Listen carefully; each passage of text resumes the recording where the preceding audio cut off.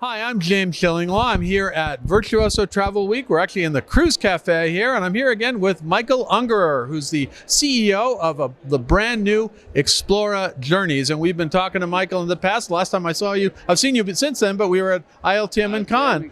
We had a great time. Well, we're going to talk to Michael about actually the fleet, what's going on, and also how sustainable this company is being launched in the way they're doing it. And you're going to find out about all that and more on Insider Travel Report.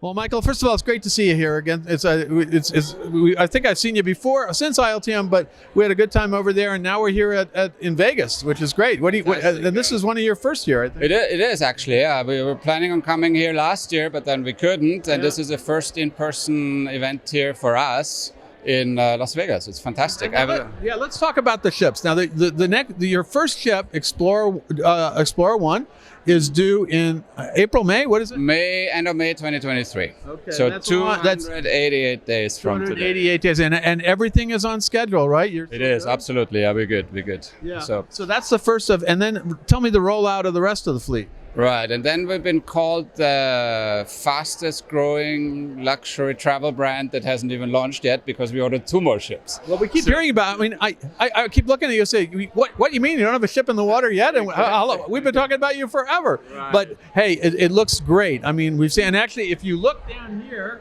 you can't see very well. There's a huge model of the ship, and it does look good. It really looks fantastic. So what we actually did is when we first ordered the first set of 4 ships in early 2019, at that time, LNG or alternative fuels were not available at scale for worldwide deployment.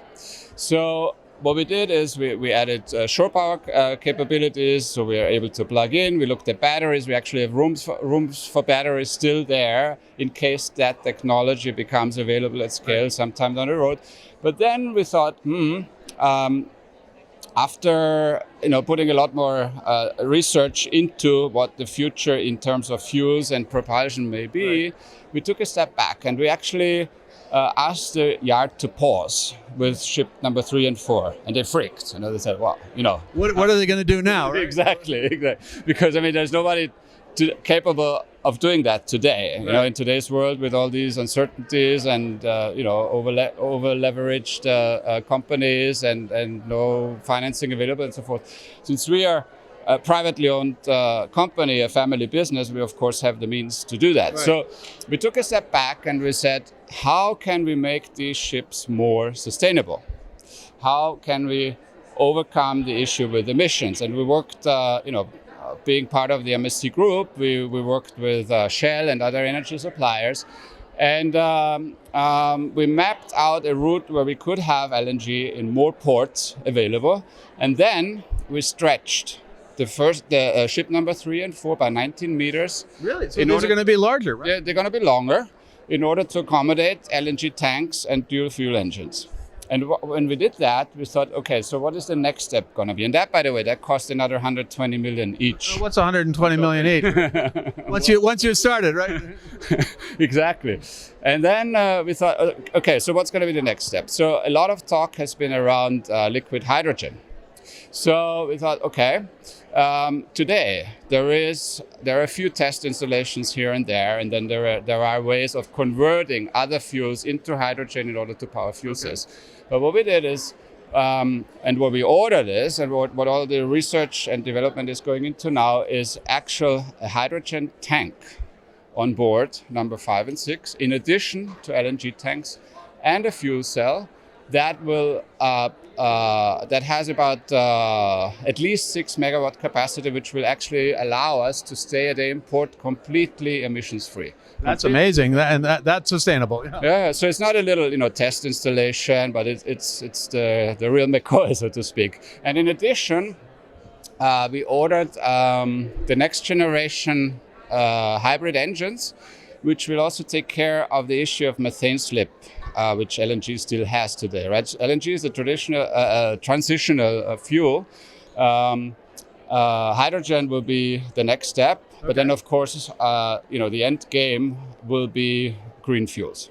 Yeah, and that's coming too, right? But you're kind of preparing as the technology evolves. You're changing you're actually the orders that you're doing to make sure you match up with that and create the most sustainable ship you can, right? Exactly. And then Mr. Ponte and Mr. Wagner committed another 1.3 billion. So now we have 6 ships on order, 2 under construction, with a 3.5 billion euro order book. You got quite a fleet for someone who hasn't got the first fleet out. That's what I said. As I said, one of your colleagues said, the fastest growing luxury travel brand that hasn't even launched yet. It's great. And it looks, as I said, the ship looks amazing. All the things you announced, and we're going to talk to your chief sales officer, Chris Austin, about dining and some other things with travel agents. Yes. But he's got to sell that. That's the other thing. Absolutely. But we got lots of stories to tell. And if somebody can make it happen, it's going to be Chris and his team. Yeah, I would think so. That's just amazing. But you sounds like you're really making it happen with the way you're approaching, really a new approach to construction of ships, I think.